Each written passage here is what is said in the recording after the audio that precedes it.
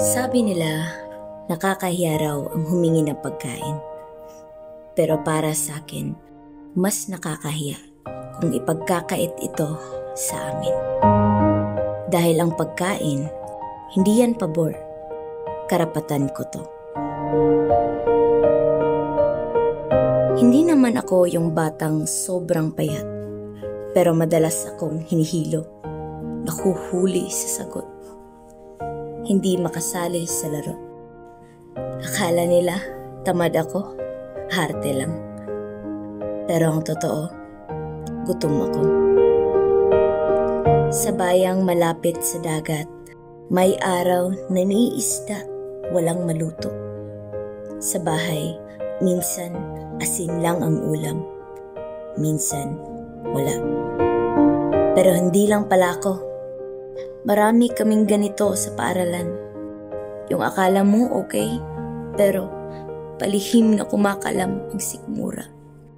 Yung hindi lang tinig ang mahina, pati na rin ang katawan at tiwala sa sarili.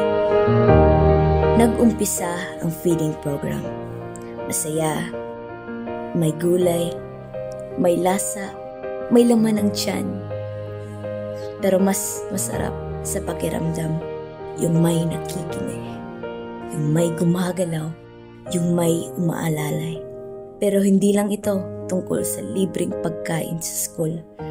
Sa bahay, may araw na wala pa ring ulam. Kaya, ang tanong, kaya ba ng mga pamilya ang masustansyang pagkain? May access ba kami sa gulay, sa isda, sa impormasyon? Ilang batang tulad ko pa ba ang di napapansin? Sino ang nagbibilang sa amin?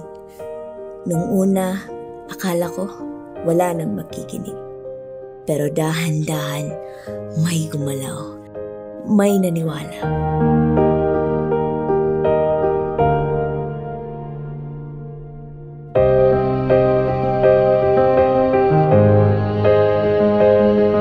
Ang nutrisyon ay hindi dapat palimos, hindi dapat nakakahiya, hindi dapat pansamantala.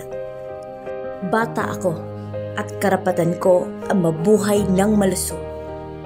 Hindi lang ngayon, kundi araw-araw habang buhay.